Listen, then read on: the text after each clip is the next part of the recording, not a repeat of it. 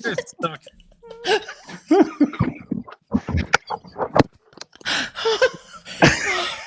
Everyone just stand by. This is a typical is Boiled appropriate. Sports pre-show. This is appropriate for this whole season, I would say. Oh, welcome to Handsome Hour 241. Michael gets a new mic. Oh shoot! I'm really like slightly off kilter. Hold on. No, There's nothing. That's not unusual for you. We're going to talk about football and basketball tonight, guys, girls, and it's going to be fun. And if you only came here to talk about basketball, well, then you should just leave now because we're all about football. Oh man, look at this! Look at this retro cup. That's how serious I am about my football. You don't have the one that said from years ago that said it's big. No, I don't know. This is 2008. Is that what that says? 20. Yeah, I remember that. I believe it was a joke in your family when it said it's big. They said it's medium. It's medium. It's fine. It's fine. Oh, we lost video now. This is boy. No, we're making this happen. Okay, good. Well, you keep doing what you're doing, Michael. We're gonna we'll start the football talk. Well, we can give them a minute. We can let people file in. Okay, this is that pre-show concept that you like so much anyway. Well, I just like giving people a second. I don't want them to miss any of the You're letting people file in. Yeah, take your seats. Take your seats. Thanks for coming tonight. It's like the start of the lecture. Exactly. Everyone, please take a seat. We're going to do attendance in a moment. Exactly. We judge any of you who've come to talk about this. Mm-hmm. Yeah, you're as sick as we are. You are really, man. Well, look at that. John Wattis is here. Dr. John Wattis is here. Oh, Michael's going to be here twice. Oh, let's see. He's gone right now. All right, let's try that. Am I back? Can you hear me? Now it's like you're in underwater. So, but we can see you. That's a good thing. I can hear him all right. What do you think? It's passable. Yeah. That's what I go for is passable. Christina's got a good question right away. Can Friday's game tell us anything new? That's a good question. Yes, it could. Michael's going to keep us on our toes. It keeps beeping that new people have joined. Mm-hmm. Michael, add him to the stream. Okay, I can have Michael in here twice. Oh, good. Oh, we're going to do an audio and a video. Is that what we're doing? How does it look? Now you got a little feedback because there's two of you. You've got to mute one of them. Mute whichever one's bad. He's gone. We can hear him now. We can't see him. This is terrible. You sound good. You sound great. Turn the camera back on whatever one is on right now. Boiler Bugle, no. Michael is still living in a barn. That has not changed. So, so I watched Monday's presser today. I did too. I don't. And we got nothing more on that. I like how you said that. Like, I don't know. I watched both pressers. Yeah, I said to you guys. Yep. I was disappointed at how much I liked Signetti's. He showed. Did you watch? Because he showed. I saw a snippet of it. Deference to Purdue. Like a good coach. He said because they tried to ask him about, was this bye week good because you guys have more games coming after this? And he was like, no. He goes, yeah, it's great because we played like 4 or 5 weeks in a row. He's like, but we're not. I don't think he was. He's not full of it when he says they're not looking past Purdue because there's no way you get to 11-0. They're looking forward to it. Yes. I mean, and they should. And that's how you're a good team. 11-0 teams don't look past anybody. And he tries to sit there talking about he's right. He's been paying attention. He said Purdue's playing hard. They look better than last year. Took a couple inadvertent but impossible to avoid shots at last year's team, saying they're better coached. Odom's got them playing hard. They were in several of the games they lost. Like he's paid attention. He knows what they've done. He even made comments about the way they play offense, the way they play defense. Like they're not overlooking anything. So if you had your hopes up about that, then you can let that go. As far as does it tell us anything new? The question I was going to ask you guys, and I was going to start with, well, either of you can answer this if Michael's microphone's working, but does this game, what did I write here? Would a win Friday make you smile the entire offseason? Oh, yeah. Oh, yeah. I would love it. I think that would be a bad enough loss that I know IU would still make the playoff, but at least would give people pause. Oh, it'd be great. That's why it's so good. Yeah. That's yeah. Yeah, and I would like it. I'd like the game to be good enough that I don't want to leave in the second quarter. I think that's a great goal. Here's another way to put it. 28.5 point spread. If Purdue kept it within that, lost, say, 38-10. That's a great game. You'd be like, hell yeah. Time spread, or is that the full game spread? That's that's the thing that's crazy. The over-under is like 53. No. Yeah. They look at what Notre Dame did, and they're like, we can do better than that. Yes. Oh. I mean, it's interesting you bring that up. Purdue put up 30 on Notre Dame. If Purdue puts up 30 on Friday, I don't care what they give up. If you put up 30, oh yeah, you lose 63-30, you're going to be like, all right. I mean, I'm not being sarcastic when I say that my hope for the game is that they score a touchdown. That's a genuine. they have to score. They have to score points. Yeah, that's fair. Like a couple field goals in the fourth quarter when the fourth string IU defense is in isn't going to cut it. A first half touchdown, I would feel pretty okay about that. I think you're going to see that. I think you're going to see scoring this year. I think Purdue's got enough pride. I mean, the guys that are left, and I think Odom is not This going week, to let them. this week, not this year, right? Yeah, right. Okay. So that was my question about that. The other fun thing that I because you know how sometimes I just want to tweak fan bases. I just have fun with that, and really I have nothing else left to do this year. Right. So I just responded to a couple people and said, "Look, if IU wins every game between now and 2058, Purdue will still have the edge." I love that. I love that sort of stuff. So, you guys just keep chipping away. You keep chipping away, and in another 3 decades, you'll be up to you'll have evened the score. So I'm clinging on to anything right now. Right, exactly. What were your responses? I bet they were good. I haven't looked because I feel like they're probably not friendly. You just like fired it off, then put your phone down. That's what Boiler doesn't like it when I do that. I didn't do it from the BS account because then he has to deal with the. I have to deal with it because yeah. Thank you. I did it from mine. Yeah, cooler head that will prevail. Oh yeah, he's then left to deal with the shrapnel that's coming back our way. I just mute everybody if it starts coming. I just mute. I bet I've got close to 1,000 people muted on Twitter. It could be Purdue, IU, Notre Dame. It doesn't matter. Anything that if it gets it all personal, I just all right. The question is, people have muted you is the question. Oh yeah, I would think so. Sure, one or two. I'm sure there are a lot of people that. But I don't think you go after. I don't think you go out there seeking to like. No, I'm silly. Most of keep stabbing at someone. No, I think the most you'll do is respond and then move on. Did you see what I did today? I thought it was hilarious. I didn't. So somebody, I love it when people like jump into a thing and they don't know what they're in. Like, so I posted something about Alabama because they were the team of the week for Field of 68. And I said that Alabama's a really good team. Yeah. And you could, any Purdue fan, anybody who follows Boiled Sports know that was me saying Purdue's great, right? If Alabama's good, right? And right. so this St. John's guy jumps in, he just talks about how high quality it was. And I said, they are tough to beat, aren't they? And that's all I said. Because I was like, dude, you got your asses smacked by that team, and Purdue beats them at their place, and their team of the week. That's the funny thing. I watched another, was it Field of 68 that just said that Alabama's now cruising? I'm like, didn't they win one game this week? Well, they beat Illinois, right? Right. That's good. It's a good win. Good win. It's a good win, but to say they're cruising, they just lost like at home in the last week. Exactly. Let's slow down a little bit. This was for last week. The last week's team of the week or this week's team? It was this last week's okay. team, just the low, and that just happened. Purdue did not get in that.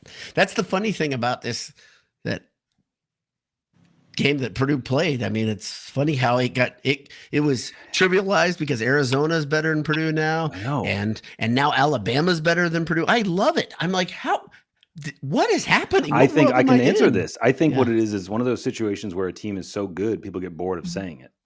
Yeah, you're right. I think that's part of it. Yep. They just keep winning, and people are like. And in fairness, Arizona's got a pretty good resume. Oh, they're good. They're good. Yeah. Very good. They have Alabama's good, by the way. Alabama's good. Alabama's resume is good. They've got 2 really good wins. I think that Purdue's win against Tech is going to look real good. Yeah, I think the win over Alabama on the road is going to look ridiculous. I think that's the funny thing. Is there were people that were Alabama showed how much they belong in the conversation of being a contender 5 days later, right? I mean, and 5 days earlier. Exactly. They bookended getting beaten by Purdue at home by beating two very, very good teams. So you've already moved on to basketball. You're making everybody very happy here. I'm not meaning to do that. No, let's focus. We're Well, talking no, about football. I don't give really me a leather strap. I'm just going to beat myself on the back while we do this. So here's what I love. I say this every year.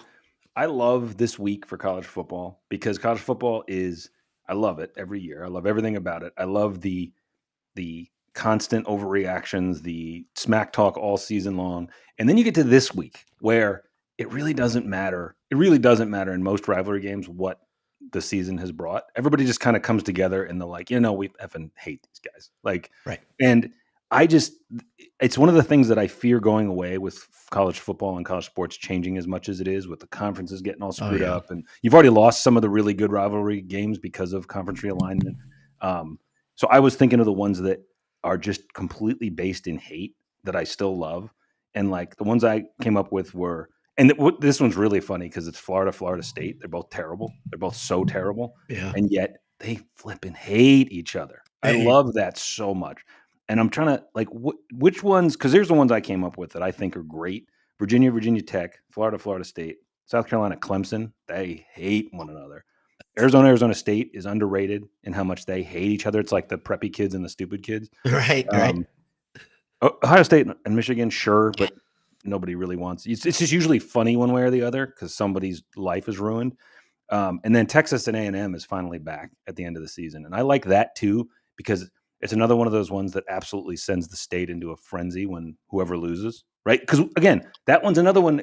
We are all gonna win because somebody's gonna lose that game, and either Sark is gonna probably get forced out of Texas after being number one at the start of the season, or A&M's gonna. College State will burn if they lose the UT. They don't even call UT. They call it TU for some reason that I haven't figured out yet. Like to put them down? Is that the real story behind that is long and stupid, but it's like that. It's a level of petty that's fairly unheard of. That's what I love.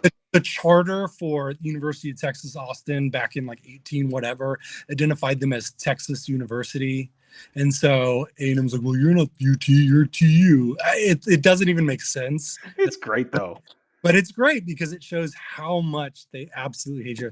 And it's in Austin, which I'm grateful for because I don't have to be on the lookout for rioters. But it is an uncommon with more money than sense, right? Right. Just going at it. It'll be nuts. So A&M just tied up their coach, right? Big contract, right? Yes. That's they never do that. So they're serious. Oh, they never overpay. No, they never do that. Did they give him like double guaranteed his salary to make sure he would coach there? What it's unclear to me is whether they presented him with a national championship trophy with a blank plaque. That's still one of my favorite. The previous. They made a national championship trophy for Jimbo Fisher without the year film. Pictures with it, which is like, God, like really, you didn't foresee this happening. Oh, it's so great. It's so great. Well, and A&M, the crazy thing is that he has taken them. They're 11-0. That's something that they have not done in a long time. They're legit really good. And it took them, 2 years to get them there? Yeah, I think it's I mean, they've always had talent. They've always been able to get talent. But now they've got competence on the coaching side. And that's a tough thing to beat. Michael, I don't mean to interrupt, but we got something really important. Can you bring T1D Steve's message up? This last one? Yeah. Says, hey, I'll change my boat's name to Hammer Down after Texas Tech dog walking. If you don't see the joke that's coming, Jay, I don't know. Jay, as a man who's owned multiple seagoing vessels, is this a big deal? The changing of a boat's name? Is this? There's a lot of steps. There's christen it. You got to get another bottle of champagne. I was going to ask it to break a bottle every time you rename it. Well, it's bad luck if you don't. Right. So. Right. What type of champagne would a guy like yourself? What type of champagne would you It wouldn't be Asti Spumani, I'm sure of that. Like, so what do we... Connected to your boats, Jay, as you are to your airplane? Which one do you prefer as far as a mode of transportation? You guys can make all the jokes you want. I can't say this without it. It's still just going to add to it. I know. I sold my boat, but it's just it adds to the. It helps. That helps. You should say that helps. We weren't using it enough. You know how sometimes you forget you have the toy in the garage, and you're like, I should get rid of this. No. I have so many things that I don't use. They'll just sit there and gather dust. My boats. Singular. Boat. You're down to one boat now? I've never had more than one at a time, I don't think. Anything I can do to perpetuate this, I will. And that was like... It's on every one of your... Steve. You managed to bring it up on freaking solo casts. You call yourself J Money. This is a thing. Exactly. Yeah, come on. I didn't name myself. That's just what other people call you. That's work. You see how that works? Oh, I know you dealt first as you started to explain, and then you trailed off as if I knew there was no winning. By the way, can you move closer to whatever you're talking into, because you're hard to hear sometimes. Yeah. Sometimes it goes away. It's like what mine used to do. I don't know if it's probably doing it tonight. That fixed at some point. We'll see. Yeah. It'll by the end of the podcast, I bet you'll have it fixed. I'll have it fixed. Yeah. This could be a big technology. Yeah. Well, you're cutting out. I hear about every third word. So we can, and Jay's done this a couple times where he's translated what you said for the person who's listening and not watching, which is awesome. But this is, we're going to do captioning in the future. So it's just like when you're watching a show on Netflix, you get to a certain age and you just put the captioning on because you're like, I'm never going to catch it. Mrs. Boiler Down, every damn show now. And I'm like, this is American. We're not even watching a British show. I can understand the accents are hard if they've got some Irish stuff happening or some. I do it. Oh boy, you're old. I am. Yeah. Okay, so we've set our goals for the IU game. It's pretty much just try to stay respectable for a half. Don't embarrass yourself, I think, is really where the goal is. Oh, by the way, I have a football topic. Chip Kelly, offensive coordinator from the Raiders, and formerly the offensive coordinator at Ohio State, formerly the coach at UCLA, formerly the coach at Oregon, is now available. Would you take him as OC next year? No. You are such a liar. I wouldn't take him. Would you? Yeah. What? Yeah. I think he's really damaged goods, man. He was the OC for last year's national champs. Do you know Raiders? There's a Davis smell on him. What was that, Michael? Know what else is damaged goods? What's that? The Purdue football program. Oh. Is that what you're saying? Maybe damaged at a higher level right now. I think that's Jay's point. Yeah. So you thought I was going to jump all over that because I had him as a candidate to coach. To coach. Before. Yeah. Hell yeah, you would jump. I don't forget that. I don't forget myself saying that. You'd be so excited if they took a big swing like that.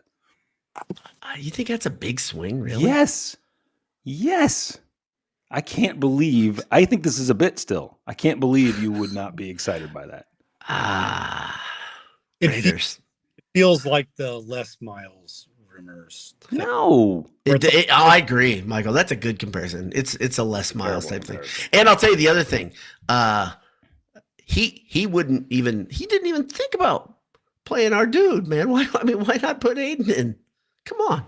How bad is it there? It's real bad. I thought Aiden was hurt. He got healthy a couple weeks ago, I thought. Maybe I'm wrong. I don't really. That's enough of a reason to me hold a grudge. Just let me have it, okay? Yeah, all right. All right. So can we hear him now and not see him, or? It says he's muted, so he's probably doing some tech work. So we should just.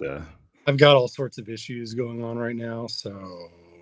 Someone does say, who's this over here? Joe says, Joe Ensley, and again, I heard you saying this. Everybody now has numbers after their names, thanks to YouTube. I don't know what's going on. No, so I got a tip to go watch this video to explain it to you. So here's what it is. What's coming is there are a few.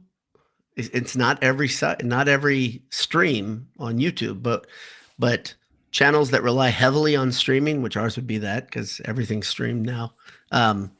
they're trying this out where your normal name doesn't show up. It's all usernames, so you can add each other in the comments easier. I don't understand it. I don't get it, but that's what Well, they at least said. you found some sort of an explanation. But Joe says he hopes Anish is okay. I'm beginning to think you really did leave him in the Pacific Northwest. We did for a couple days. He didn't come right back. He was not back for last week's show. He is back now, but I think that game may have broken him, is all I can say. Shouts to him for not breaking until the UW game, though. I mean, that's something. Yeah, it's something. He better be back next week to talk about this debacle. Yeah. So is it too late to do it's way too late to do a season predictor. You can't really do it right now. You can't On say what? basketball. That's what one of these handsome hours needs to be. Sure, we can.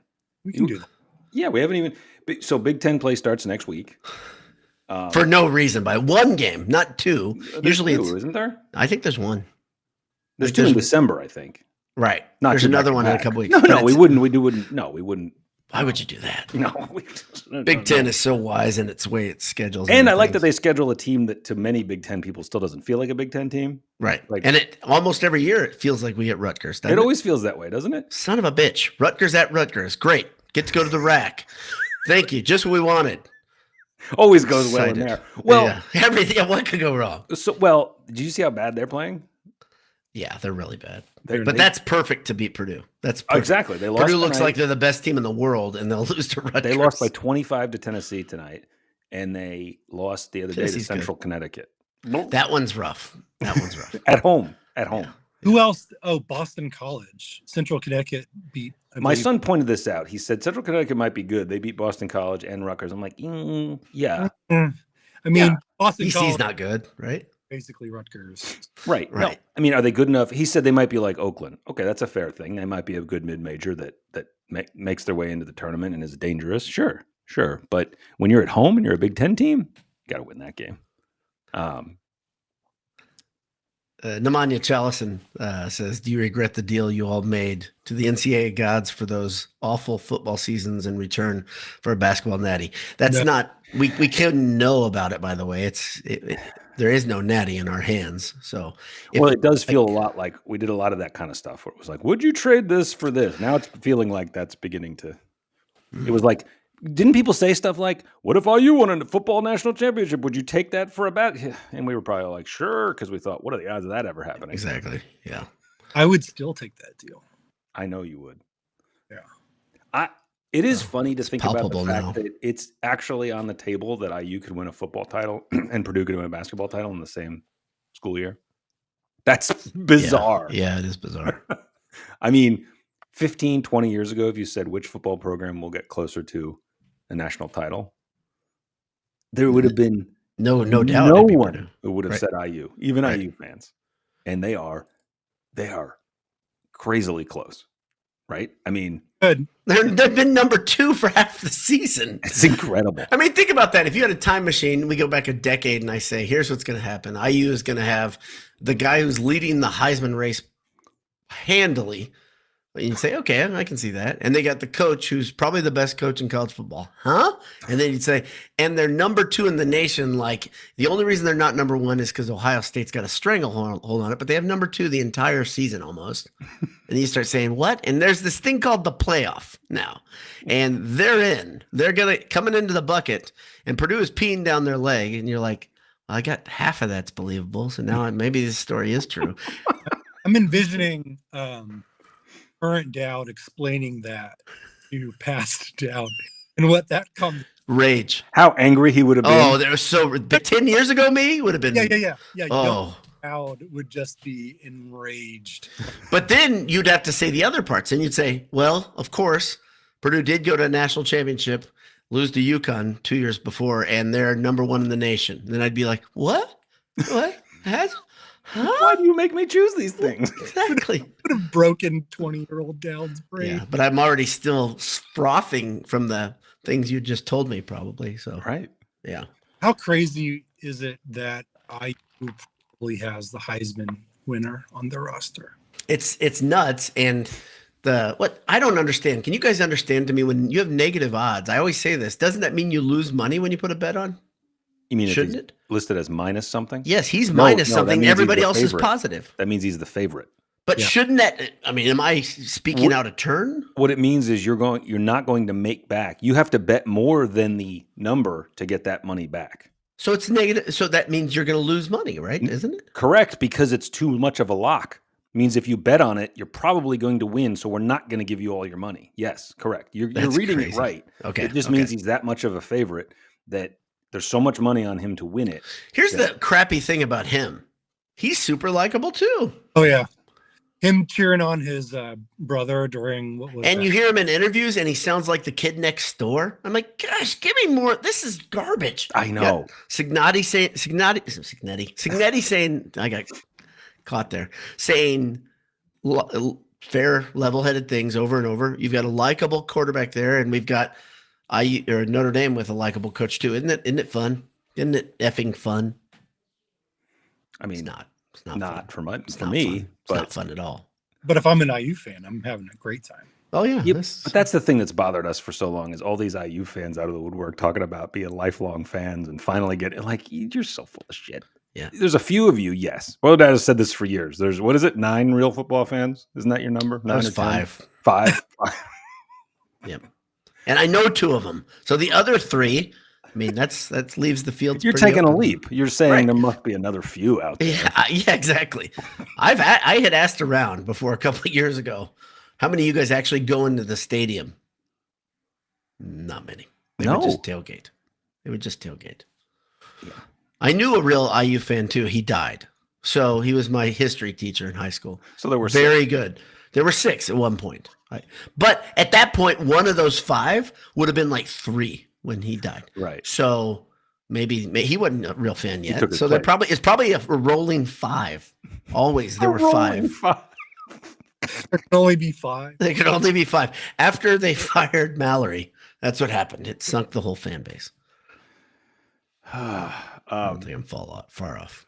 We should talk about basketball because that's going to be a little bit more. Joe Ensley does have another basketball comment. He says, I think this might be sarcasm. He says, to be fair, Rutgers did lose 2 lottery picks from a team that didn't make the tournament last year. That is a B+. Like, there's no fat on that joke. Right?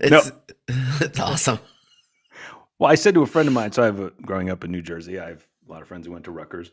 And one of my good friends, we made a bet on the Rutgers Purdue football game just because why not? That's such a slap fight. And he won. And I said to him just the other day, I said, do you want to go double or nothing on Purdue basketball against Rutgers next week? And he knows Rutgers isn't good, but he also knows what happens when Purdue comes in there. Yeah. Right. So Purdue's going to win that game 67-63. It's I mean, if you look at everything, every piece of evidence, how Purdue's playing fun. and how Rutgers is playing, Purdue should win that game by 30. they They should, but They something won't. happens in that arena, man. And with the team, it's an ugly, gross. It's like Northwestern. Peichel knows how to coach against Purdue. That's all you can say. If Right. he can get guys, Well, he didn't last year. He abandoned what. That's the funny thing. Is he back at his defensive Doesn't he have to be? mindset? I mean, I they don't don't know. look very good, but he has to be. He doesn't have those. the defense is effort, like 85% of Yes. good effort. So the Yeah. question is Rutgers going to put in that effort or not? I don't know if he has the team or not. So was it 2 years ago the last time they upset Purdue, and then they did it the year before that too? Is that I think right? It was. I think they did it more than those 2 years, but yes, Okay. Yeah. Oh, I know they did more than those 2 years, but Purdue was number 1 those 2 both times, times. right? Correct. Awesome. So this time though, they're number 1. So it should be better. No, what I was trying to think about was many of the students who were there 2 years ago, they're graduated. So they don't even remember it. So that it won't be that much of a great Oh, environment. they remember. I they know. remember. Damn it. Oh, that The whole is place going to will be- frothy. Oh yeah, it is. If it's a close game in the second half, you know exactly what happens on the road. You want to put teams down quick because Yeah. Yes. when you let them hang around, and I'm not talking about Alabama and Purdue, both teams knew the other one was good. There was no losing focus, right? Those are 2 talented teams that are going to slug it out. But when you play a team that you're clearly better than, and you know you're better than them, and then the crowd starts getting into it and it's too close for comfort. Now I do think this team, remember that first one was the first game Purdue ever played at number 1 ever. And these guys were what? Freshmen? Sophomore? Was that the freshman? I think it was their freshman year. It is. Yes, they were. Freshman year. Yeah. And there were a few times that year, clearly, at the end, where we saw a team that was a little young do things that young teams do. And not right now, they're so much different. Like the story that you told and that I think we talked about in our chat that still tickles me was the Memphis players talking smack to Lawyer while he's going to shoot free throws. And he asks them who they are and then looks at the back of his jersey. It's like, all right, good job, man. Like it's so delightfully bratty and perfect. Like, because they're so confident now, but in a way that they back up. They're not one of these teams that like says it and doesn't do it. They just know. I think the other thing is that this Purdue team looks like it's going to be a better team rebounding team. Oh yeah. And like Edey was obviously an amazing rebounder, but didn't have a ton of help around him in that regard. And I think everyone that starts for Purdue is at least a good rebounder, especially if Clough really starts to pull it in, except for Lawyer, I guess. Okay, yeah. But that's okay. He's not out there to rebound. Yeah, he's out there to shoot threes. That's it. Yeah. But TKR, Clough, Benter is a good rebounder. Obviously, Smith is a good rebounder. Like they have guys that can, and that's how you kill teams. Is you get those offensive rebounds, and you score, and then you limit them to one possession. Ironically, one of the worst rebounders right now on the team is 7'4". When you watch him play, and it's funny because Jacobson does a lot of things really well, and I'm like, dude, go get a board, brother. He's still got that little like baby giraffe thing going on. He does. He'll be fine. He will. But you're taller than everybody else. Just hold your arms up, buddy. Like it'll be fine. He's gonna be. I think he's got the propensity to surprise people at some point this season because we've already seen. It's not going to surprise Purdue fans, I don't think, because we've already seen some glimpses where you're like, this guy could be really good, right? But at the same time, he is being overshadowed because Purdue's other two bigs are just monsters. Which is a great place to be. It's a great place to be. It's a perfect place for development, isn't it? Oh, he doesn't have to do. He gets to come in and then step out and shoot a three, which just. I mean, when he does that in Mackey, oh my goodness. The place is going to go berserk. Yeah. Like, weren't we there? I feel like I was there when Edey hit his. Maybe I wasn't. Maybe it just felt like I was. It was the IU game. You weren't there, I don't think. Oh, that's right. He banked it, right? Yes. He did. Yeah. Gosh, that was which makes it funnier. I think Purdue has a second string that is as like better than a number of teams starters. Oh yeah, Big Ten. They started to show that, right? I mean, like the glimpses of Meyer looking like what we all hoped and dreamt he would look like, like the. Do you agree with my point that I've made a couple times that it's huge to have a guy who can spell Braden for 5-6 minutes? I mean, enormous. When he doesn't have to play 38, 40 minutes every night for 3-4 months. And when they do play together, they fit really well. Braden cannot bring the ball up a little bit. And the point I made was that's like rest to a point guard like him. Oh yeah. Because he can do other things. Meyer reminds me a little bit of Ivy in his freshman year from a confidence standpoint. Like Ivy got out there and just played like he belonged. And Meyer does the same thing. Like he doesn't hesitate when he shoots. He'll drive. He'll push the ball in transition. Like he plays like he expects to make a play. Which is that's a good way to put it. He does expect to make a play. You can see the confidence in lacking, which is awesome. Well, if everyone was telling you were handsome all the time, I think you'd feel the same. I had an email from. It was an email, not a text message, from a Boiled Sports listener. Her name's Beth. She said, I'm down in the Bahamas, and yeah, Omer's better looking than I thought he was, and I already thought he was pretty good looking. So I'm like, and then she sends pictures of herself with him, which I was like, that's so awesome. So this guy's getting it from the older ladies, younger ladies. are we talking like Chris Kramer? She said better than Kramer. Better than Kramer. She in the message said that. So Yeah. He has a little bit of the Kramer attitude too. Like Exactly. Yeah. Noxious pest. I love it. Right. Yes. Yeah.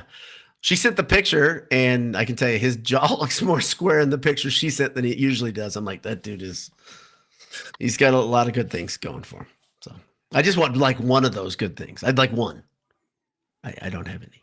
By the way, it was pointed out in the comments, and I wasn't sure it was right, but the win when Harper hit that half court at the end was against the Ivy team. It was not against these guys. Okay. And then they did it again at Mackey in 2023. I was at that game. That was like January 2nd or December 30th. No, January 2nd, 23. 65-64. That was this group. I'm telling you. Do you want to know the funny thing about that? My wife and I went that. We had tickets. We walked around campus. It was weird. It was like a warm January night, like 55 degrees. It was kind of misty, foggy. We're walking around campus. She said, "You're in a good mood." I said, "Well, I've already resigned myself. Purdue's going to lose this game." So she goes, "Really?" I said, "Yeah, yep." But just to level set for you guys, this is what this whole conversation is a Purdue, an example of the way we all are. Purdue has won 5 consecutive against Rutgers right now, and all we're thinking about those two. That's right. And they've the last game they played last year, Purdue won by 29. Yeah. The game before that, they won by 18. The game before that, they won by 28. The game before that, they won by 8, and then 5, and then they lost before that. So, what's the difference, home versus away, for Purdue in this? Purdue has lost to them at home twice because they lost that one we were just talking about, and then they lost. Remember, it was the last game, I believe. It was definitely the last game before the pandemic shut everything down. March 7th of 2020, they lost in overtime. Remember, that was not a very good Purdue team. They kind of they weren't going to make the tournament. Gets forgotten because the you don't know that, we don't have to. Yeah, they didn't reveal the bracket. Good point, Michael. Who knows? Good point. But that was not a great. I think Purdue was like 500 in conference that year. Does that sound right? Rough year. Yes. Yeah. Like they weren't terrible, but they just were not what they've been. But those are the 2 most recent losses. So that goes back quite a ways.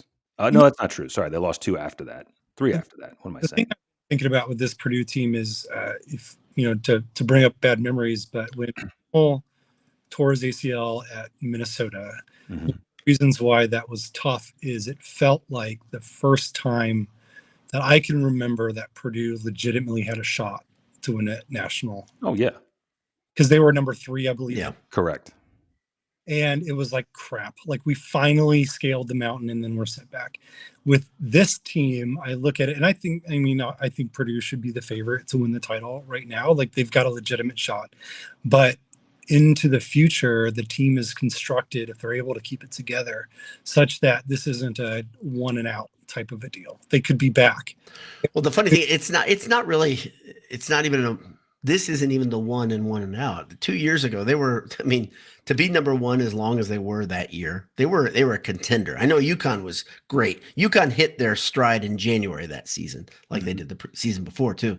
But no, it's the roster construction, the way Painter's doing things. It's like, okay, they're in good position to keep doing it. And all they have to do, they don't have to have the greatest success in the portal. Like so many teams are so reliant on the portal. They have to go get one guy that will be the cherry on top. That's what they need next year too, by the way, unless there's mass defections, which I pray that doesn't start becoming a thing at Purdue, but it seems to have bitten everybody else. Well, when you have this many talented players, you're going to lose a few, I think, every year now.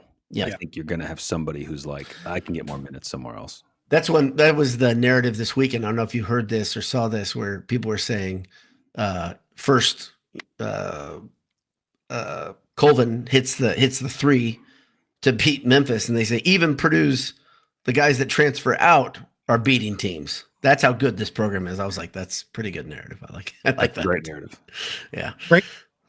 That was incredible play by Wake on that last. The funny. Have you seen they did a video? Wake Forest did a video of the making of that because they practiced that play and he missed the shot in the practice. Well, yeah, like it was before the game. It was legit. They were like, okay, we'll run that play, and they did it, and he hits it off the rim, and I was like, and then they show it, and it was just pure. So pretty neat. I And would he's have still not starting, which is also weird. right. How do you not start that guy when he's playing like that? Boy, he wanted to play Purdue when they were playing Tech. Those last few minutes, he was on fire. Yeah. He was trying to drag them across. So It would be great. It would have been cool. It would have been a cool little side note in this whole weirdness of college basketball now, college sports. yeah, it would have been. I really didn't want it, to tell you the truth, but it's just maybe him by myself. I think a 3-point win over Tech instead. Yeah, exactly. We'll take that. Exactly. That's a funny thing. That the differential of the Tech game, and not only the fact that you win by 30, the fact that you were up by 27 at the half or whatever it was, right? I've had friends say, well, what do you think about this? And I'm sure your perspective has changed since the Texas Tech game. Like, my perspective hasn't changed, honestly, on the season. I thought this Purdue team was really good. I think the problem that I have with them right now is not a major problem. It's almost like a NBA type thing. And I don't mean to put this parallel out there, but they are not up for every game. And this is what some people have talked about. You play down to their level. I don't know if I'd call it playing down to the level. I think it's more of, you cannot be fired out of a cannon every single game. Right. That's right. And you're going to get every team's absolute best shot. Yeah. Like the number one team, we have a chance to beat the number one team and in their arena, whatever. Mm-hmm. Like, you're going to get that. So there's going to be a letdown. Purdue is not going to go, they're not going to win every game. That's okay. The point is, don't say that. When the games matter the most, and you can tell that they care. So Alabama and Tech being the two best examples of that. They come out crisp, they come out with passion, and like that's the whole NCAA tournament right there. The fact that you're exactly right. Not only do they come out. It's like, it's not like business like. Right. It's not an emotional type of thing. It's not like, oh man, we're up for this one. It's more like, okay, we are focused. Yes, focus is the word. Yeah. Chris, I mean, that's like you said, it's a great way to put it, Michael.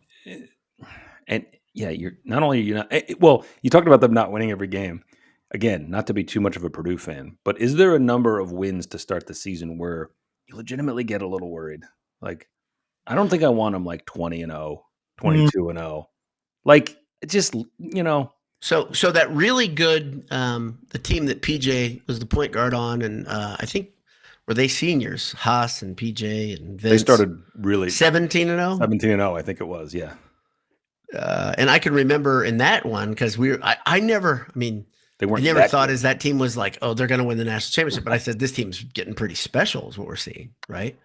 That was still a fairly flawed team. Yeah. That you could just tell that this was a out of distribution result to get 17. They were a system team, right? They were a team that Painter had those guys dialed in, and they were such good technicians of the system. Yeah. And talk about a team that was mentally dialed in every game. They were dialed in all the time. They did not have down games or games they didn't look good. It was just the question of how good are they going to look? Was that the team? Did they start 17, or are you thinking of, was that when they had the 17-game winning streak? Maybe that's what it is. In the middle of the season. I think that might have been what that was. Right. I think, but their loss, I mean, it was early, right? I think they had one loss or something. Were they 17-1? Yeah. It was something. Yeah, even maybe higher than that. Because the thing about that team is they had a solid, maybe top 4 players, and there was a precipitous drop off. Yep. That's one of the comments I started talking about this during the Texas Tech post game. Is, can you remember a Purdue team that has this much depth and firepower? No, I can't. I think this is the best Purdue team I've ever seen. Yeah, that's a big statement, right? Even the Glenn Robinson teams. Oh, they weren't close. They weren't close. They weren't close. They weren't close. Name another team that's as deep as this team. There's nobody. They've never been this deep. No, I mean, no question. And the comment that I made earlier, the second unit, the next 5, 6 through 10, is a better starting unit than Purdue has had in Matt Painter's tenure. He said at the start of the season, right, in one of those Field of 68 on campus things, he said their second unit could make the tournament. He said it. And you know what? He flirted with that idea last year because he kept saying the idea when you can scrimmage yourself and the scrimmages are competitive, you've got a good team. But he never spoke this way, where he said I've got 2 teams that can make the tournament. And when he said it this year in the preseason, I remembered back last year and I was like, well, we'll see about that. And this year I'm like, he's correct. That's a 22 win second team. Yeah, sure. Yeah, they may be bubble or getting in, right? So, okay. So let me go through my way back brain. Okay, as far as I can go back and remember really, really good and special teams.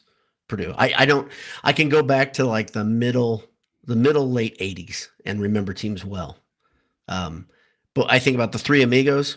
That team was 3 guys. They were really good. And then a bunch of young guys around them that were going to be good. You could tell they were going to be good, but they weren't like this team where you're like, it looks like you could have somebody out of that extended group that's going to have like all conference type night where you're like, wow, yes, that guy's special. That you weren't going to get that out of that team. It was going to be the Three Amigos that were going to bring the firepower, right?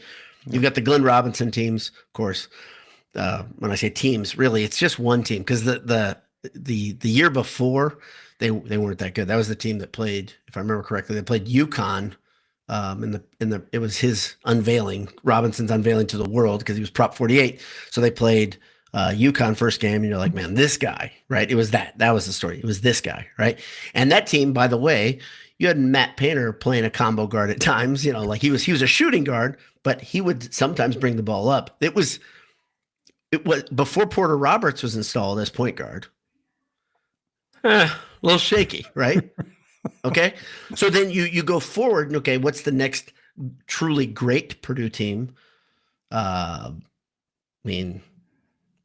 see Carson Edwards' team, Elite 8 team, not a great team. Right. They were extremely flawed. The team that they had one of Katie's teams went to the Sweet 16. That was I think I'm missing one in here. You're missing the 2000 Elite 8 team that was not good at all. I'm not that was Cardinal. That was Cardinal and Harrison and and they weren't like they were like a 6 and one of those teams though. The best Purdue teams in the past had one guy that you needed to have a good game in order to beat an opponent, whether it's Edwards or whether it's Edey or Robinson or Cardinal or whomever you had to get a solid game out of it. This team, Braden Smith's game against Memphis, he had how many points? 5 points. He made 2 baskets, and that would have killed any of those other Purdue teams. But isn't that the way? Think about this. You have an All-American that has an off game offensively, Braden Smith. You have another All-American the previous game who was eliminated from the game effectively because of foul trouble. Right. And then he got into foul trouble again. So your 2 best players are not on the all-tournament team. Right. Your 2 All-Americans. 2 other guys your 2 All-Americans are not on the all-tournament team. 2 other guys are like, oh, we'll take that.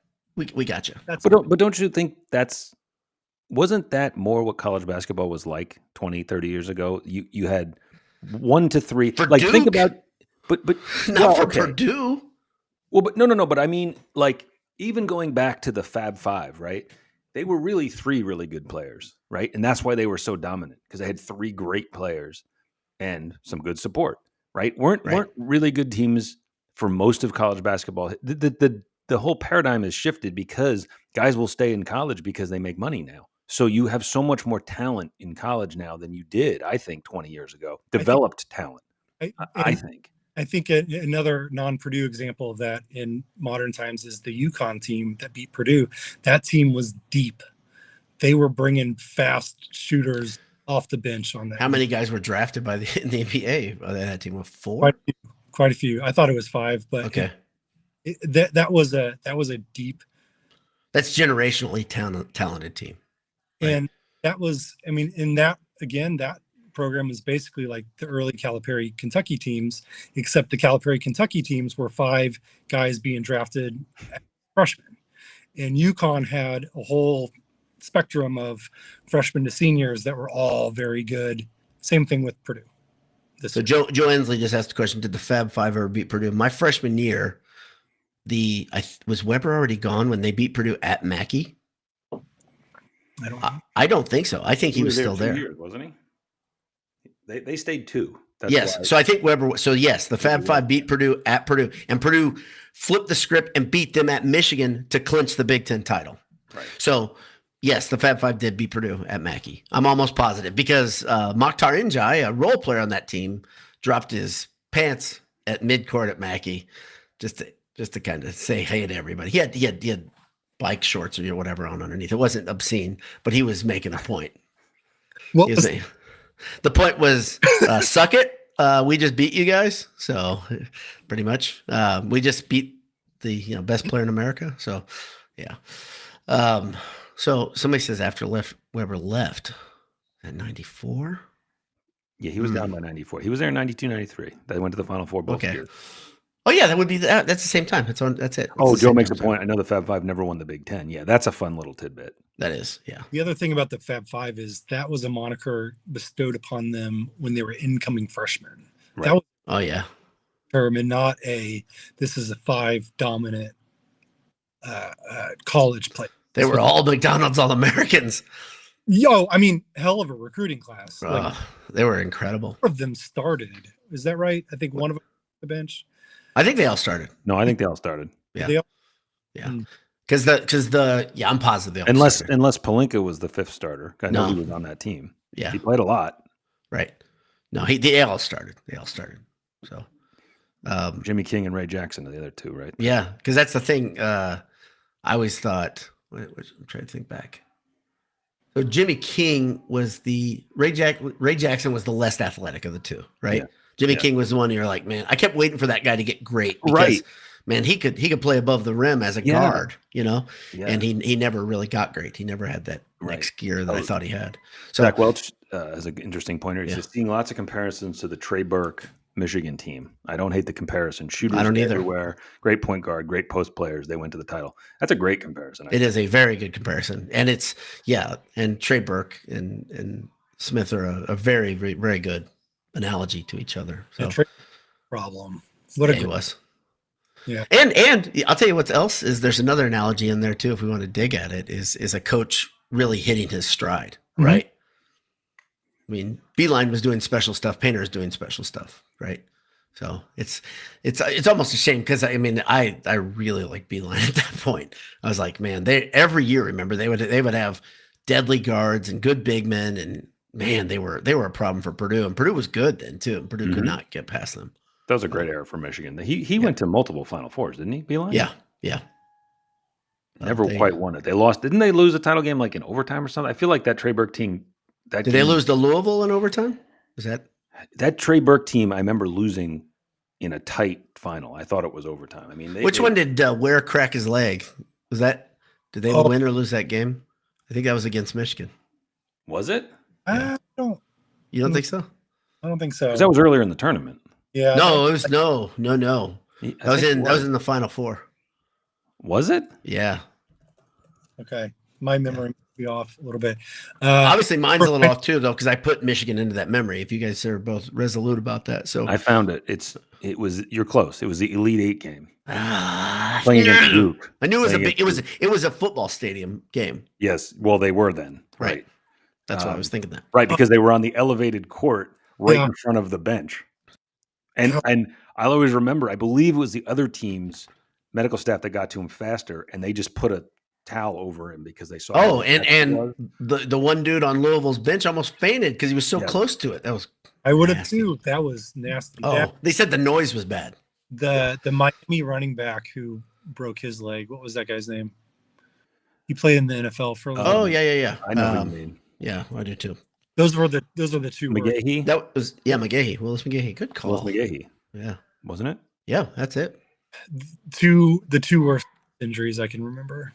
Oh gosh. Crumry from the Bengals is a horrible injury in the Super Bowl. Do you guys? I remember that. He was a lineman, right? Oh, yeah. I know one as bad as Theismann.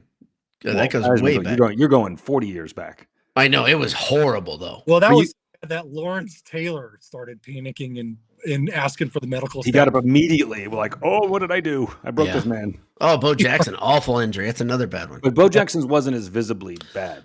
No, you Didn't- could tell something if you watch it. You can tell It pops. it pops, and you're like, "Oh, things are not in the right place." But it's Oh, not- Lattimore from South Carolina.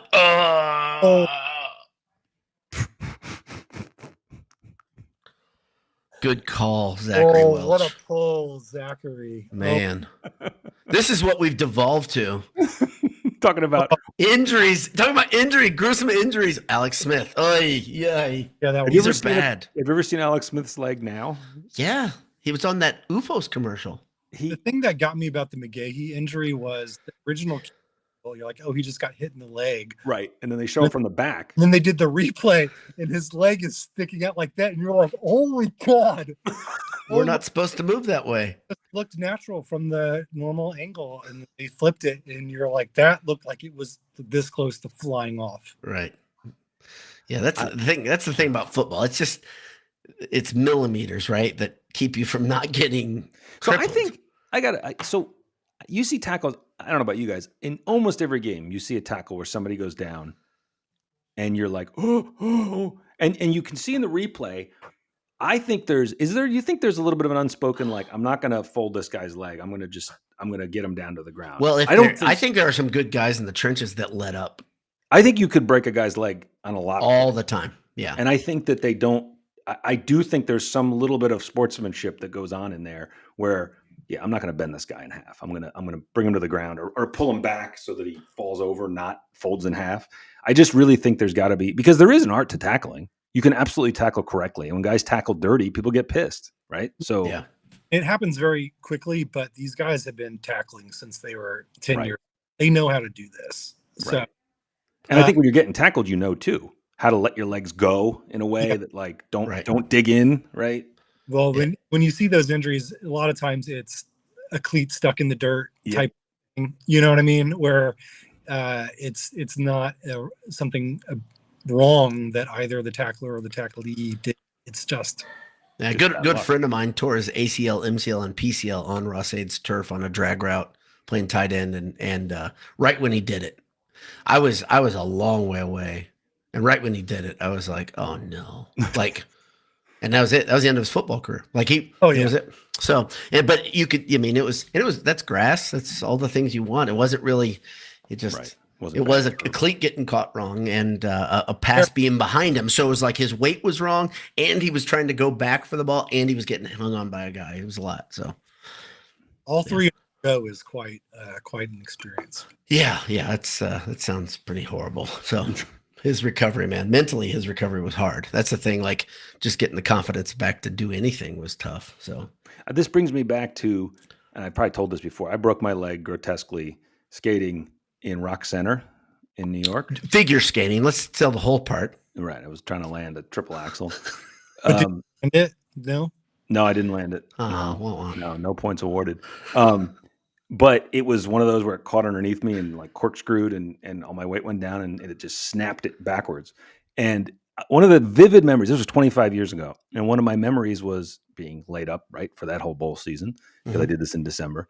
And every football game I watched, every tackle gave me like a sharp chest because I was like, it's going to happen to his leg. Like every tackle, I thought that's going to happen again. And I have no idea why, but it was just like I had just gone through this. So I was like, and that wasn't even on a football field. So I can't imagine when you've experienced it. These guys will go back on a football field. Play football again. It's insane. That's yeah. They're Well, tougher. Kenny They're Martin tougher than us bad, in every way. I mean, Kenny Martin's bad, or was that his knee? That was his leg, wasn't it? Kenny Martin's was horrible. Yeah. I think he was he jumping off or did he land badly? I thought he can't remember. landed and it just like snapped. Yeah. there's a Clippers player that happened to too back. Oh no, you know which one was terrible? Who was the guy who signed in his first game with the Celtics a few years ago, like 5-6 years ago? He had played at Butler. Who am I thinking of? He played at Charlotte. He played for You're not. All I think is I'm not. It's not who Matt played Howard. for one of the Butler national champ teams. Oh, you're talking about the guy who he almost came to Purdue. His sister played tennis. Dag nabbit. That was a horrible injury. Yes. Oh, Yeah. shoot! Why did I pull that name? Became kind of a pretty boy in the league. Yes. Really nice haircut. Hayward. Gordon Hayward. Yes. Gordon Hayward. Do you remember his injury? His Yeah. first game with the Celtics? Yeah. That was another one where all the players were like, Yeah. they were like kneeling almost, like, oh my God. Yeah. He went up for like a putback and came down awkwardly or something really weird. Yeah. Yeah, that was brutal too. This is a fun game. Yeah, it's good. We should stop because it's rough. It's rough. It really is. A couple of these have made me a little sick at my stomach. I'm not So kidding. someone earlier said that the weather's supposed to be really bad Friday, but they Awesome. and I'm not going to scroll back and find it, but they said, but it's going to be nice and warm in Mackey. So there's a game early. Boiler Dad, are you doing the double dip or no? Trying to. So like I've got a pretty good beat on a ticket right now. I don't have a guarantee yet, but trying to. And I think I should be able to get that ticket. Which When's game? the game? It's early, like 1. It's right? like Eastern Illinois or something. Is that who they're playing it at 1? Sounds right. Yeah. We should have a podcast. We know a lot about Purdue schedules. A lot of tonight staring into the middle distance, trying to recall a fact. Exactly. That's good. That's good. Hold on. I'll look. It's Eastern Illinois at noon on BTN for those of you who will not be privileged enough to be in the place. Yeah. And then their next game is on Tuesday night at 8 p.m. on FS1 at Rutgers. What could go wrong? That 8 p.m. game will be the one game everyone's watching on a Tuesday night at 8 o'clock. No pressure. Doesn't matter. It's fine. Purdue's going to win that game big. I'm going to go out and say it right now. Don Reith asked a question that I think I've already answered it in a way, but if Purdue beat IU, would they not make the playoff? I think they still make the playoff. They make the playoff. Yeah. Outside chance. But if they score a touchdown in the first half and still lose, they are a lock for the moral victory college playoff. That's what we're playing for. That's what we're playing for. Yeah. Eye on the prize here. Will Purdue, here's another fun game. Will Purdue hold a lead Friday night? No, come on. It's too They easy. win against Ohio State and Michigan, I think. It's true. Ohio State, they had a stranglehold in the lead for an entire quarter. And then 3-0. Ohio State scored 4 touchdowns in the second quarter. Is that right? Ohio State scored it the wasn't first bad. play of the second quarter because they were down on the 1.5 yard line. Right. Yeah. Anish says, I can't believe you guys are still talking. Well, Anish, you missed the beginning. It took us about 15 minutes to get Michael's audio videos set up. What? I looked. It took 6 minutes. Is that all? 6 off air and 6 on air. So Yeah. That's true. This We decided to do it live, and it went just like we thought it would. just like you'd expect. I'm Exactly. over your It was great. So do you guys? Okay, so Brett Eban asked a question about the Players era. There've been a couple on here, weren't there? So he says it would be hilarious if the Players era is 8 Big 12 schools, 24 mid majors. Also, why would any other Power 5 conference send their teams to the Players era tourney to benefit the Big 12? I got to tell you, I don't love this whole event. Am I the only one here that doesn't love this event? I know nothing about it. I've only been following it. heard a little bit about it, and I don't quite understand what's happening. So I read an article about it. The guy who founded the tournament is the founder of And One Footwear. Okay. At the time, he founded this great Jay. You'll appreciate this from our era. That he founded And One as a T-shirt company first, and the whole thing was nobody would buy And One over Reebok or Nike, and he had these trash talk shirts, which were great. And everybody who was into just gym culture who was playing basketball would have those. Would have on the shirt. I never got one. I had one. You had one. Parents Okay. gave me a second one because they thought it was too rude. They thought It was very rude, and they What were did it right. say? What did yours say? mine said the sky isn't the Oh, Oh my gosh, man. that is awesome. That couldn't have been any better. That was amazing. There you go. I think they made their mistake with did I say the It said the sky, and then it cut. Yeah, but the t-shirt said the sky isn't the limit, the ground is, so shut up and jump. It's not that's not- that's rude. not- No, bad. but that was mild for an And One shirt. how old were you? How old were you? I was like 12. Like jump. Yeah, It's like that's- 4-inch vertical. Like what dude, you could flush. I bet at that point you were gnarly on the court, just Those- killing it. split rims, I could just kill it. Yeah. I wore Oh. Don asks, any chance Purdue any players will leave or have already left the Purdue team before the Buck game? I don't. Not that I've heard. Mm-mm. There's always a chance. I haven't heard that, and I think you would have heard it in today's press conference. You've come this far. What the hell? You've come this far, and everybody's still trying to get some on film, I would bet, if you are going to leave. And even 2 years ago, when they beat IU with a team that had some talent, some guys who played huge roles in that win announced like the next day, like Burks and guys like that were like, "See ya." After celebrating on the field, enjoying themselves, they were out the door. So, but that was also when Braun was leaving. So it was like, no, it wasn't. No, it wasn't. Sorry, that was not when he was leaving. That was Walter's first year. Walter's first year, yeah. Take it back. That was my welcome to the new era in college football moment for me. Yes. Like there was one player specifically. Oh, I know. Well, the welcome to the new era of college football for me was losing a couple guys to the portal that I just thought there was no chance that they were going to leave. And like Thieneman? No, the portal was already I was already done with it. I was already cynical. Who do you remember? Who specifically? Yeah, I can't remember his name because I'm 100 years old. It's so dumb. But the guy who went to A&M. Yeah, exactly. I know who you mean. Yeah. Great defensive player. Yeah, I forget his name too. But, yeah. Oh, Scorton. Yeah, Nick Scorton. Nick Scorton. That one hurt me. That one cut me. So yeah, you liked him a lot. I did. Well, that one was tough because he didn't leave right away. He came home for Christmas. He made his decision during Christmas. It sounds like A&M threw the kitchen sink at his agent. His agent got in his ear, and there was other promises made to family members. So that was hard for me. When he was playing for Purdue, when I wore like Purdue stuff around town, everyone would talk about him. I got a lot of comments. Right. Thanks.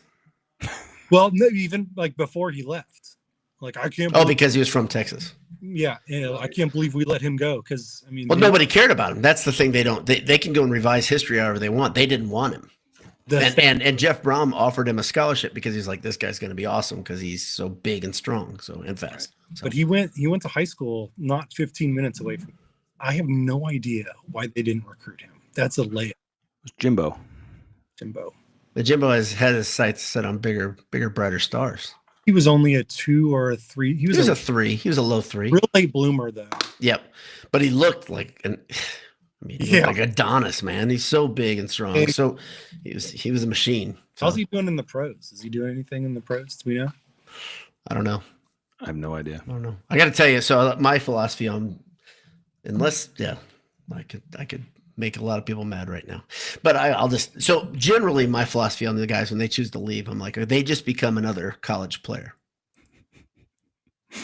I know that's going to hurt a lot of people's feelings out there, and I don't care. Once a Boilermaker, sort of for a little while. You got to take this case by case, boys and girls. You have to, because if you don't, you're going to start. Well, how about the story of Purdue having a banner up about Thieneman being a All-American while he was playing for Oregon? Like, it's embarrassing in the practice facility. Yeah. Like, no, you take it down. Michael, it's tough, isn't it? No, I don't know. He earned that while he was a boy. He did. Absolutely. So you put it up. So if Zach Edey leaves after his 3rd season and goes and wins a national title somewhere else or contends for it.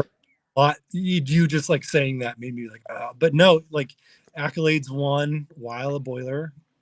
They go up there. That counts. You do agree that's a little awkward having a banner up for a opposing and it's player. kind of like funny in a dark way, having him come back and like see that.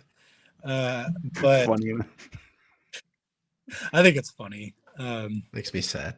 Hurts my feelings. It means more than the Helms title banner. That's there we go. Work your favorite topic into this.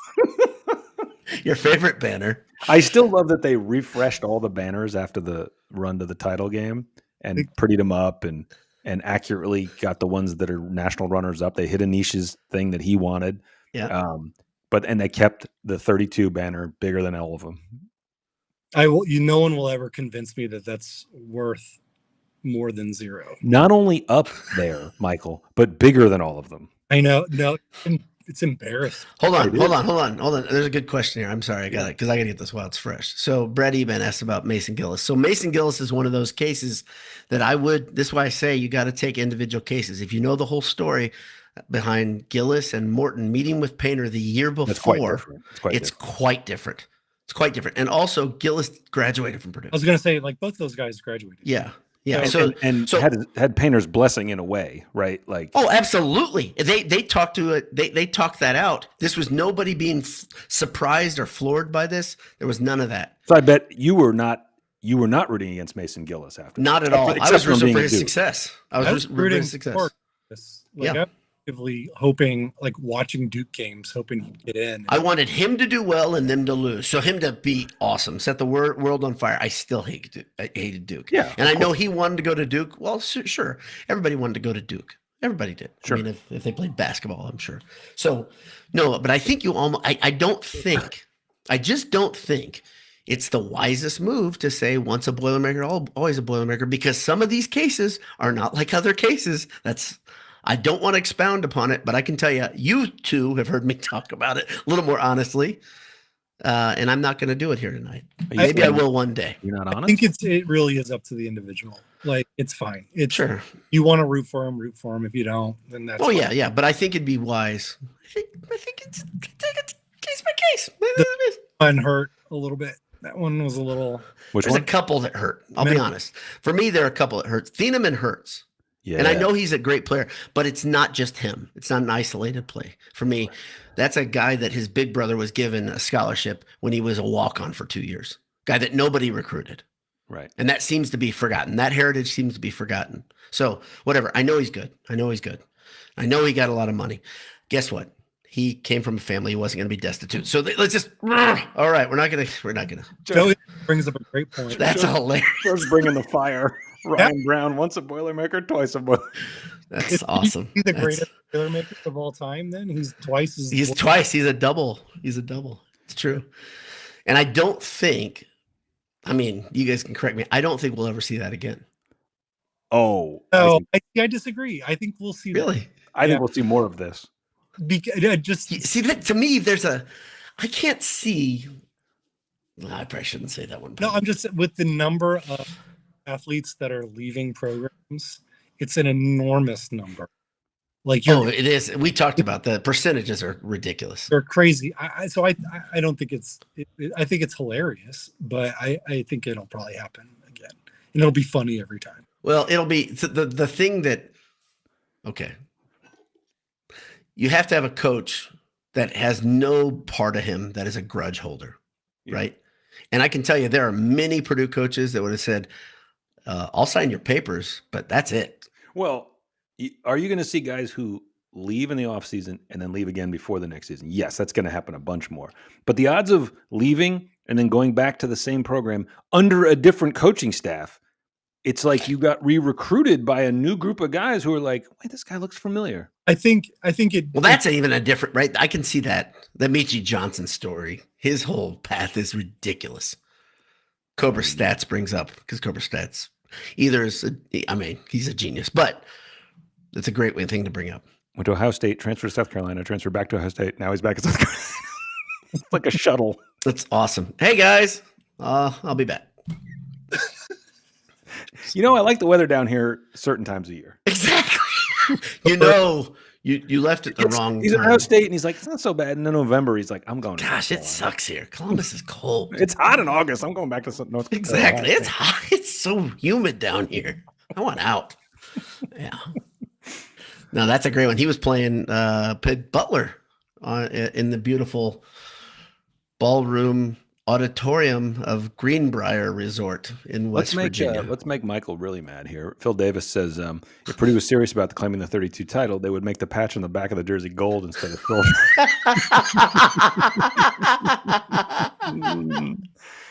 Celebrate that title from, what would that be, 83 years ago?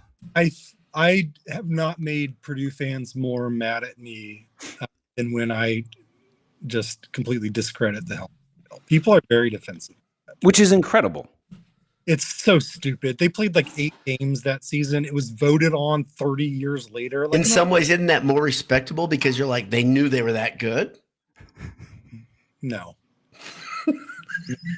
The whole Helms committee was just one guy. Like, yeah. Mr. Helms. Yeah. They were dominant, dude.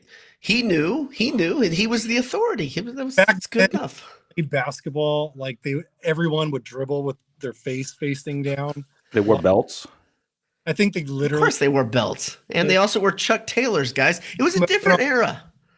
Say that again, Michael. he was smoking on the bench. Can you imagine how many people were smoking in the arena at those games? Well, Larry Bird used to talk about being playing for the Celtics. People would be smoking in. Oh, there was a haze in Boston Garden. Well, I mean, like players in the.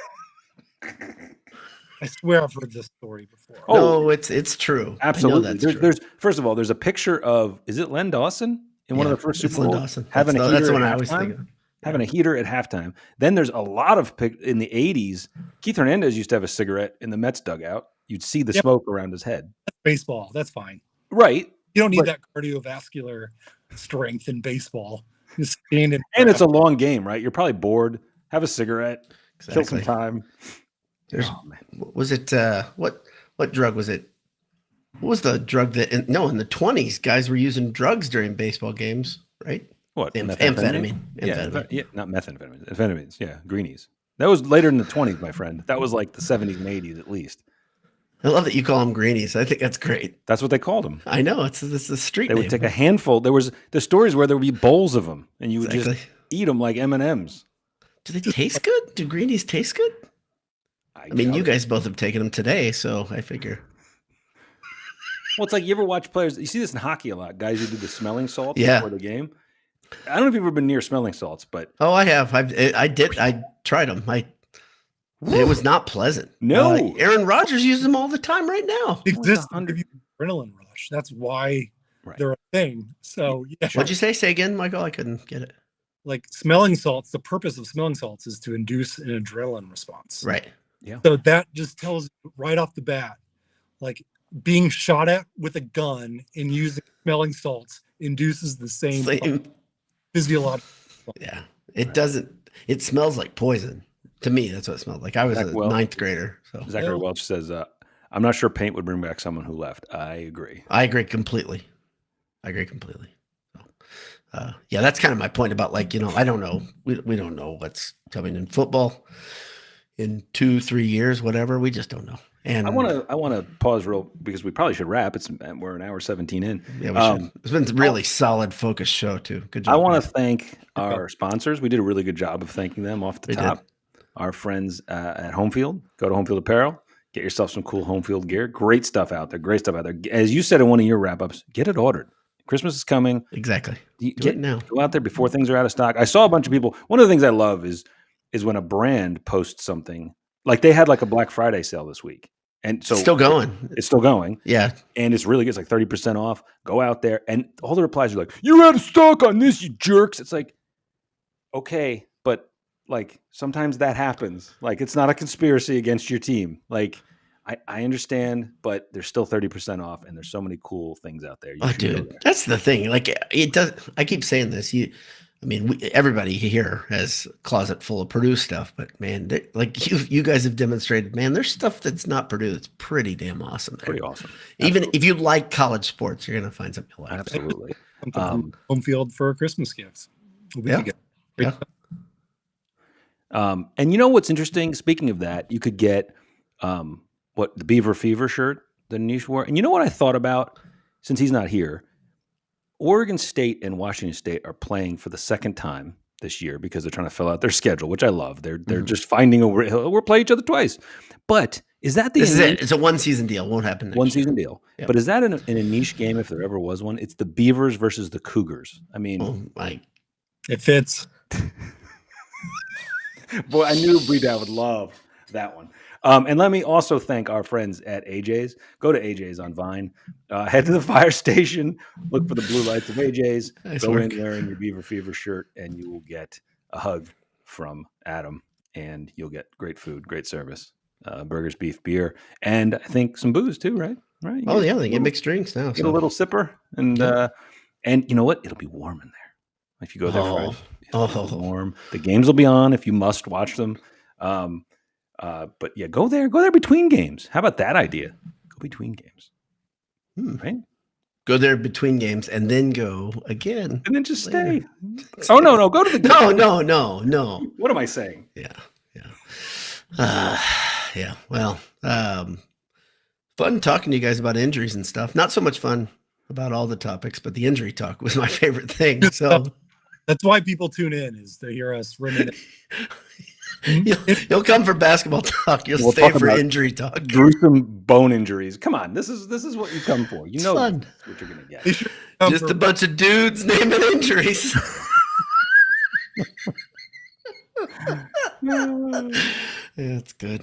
Well, it's been fun. Thanks to everybody for tuning in live. Thanks to Anish for not being here. Yeah, absolutely. Love you guys. Good night.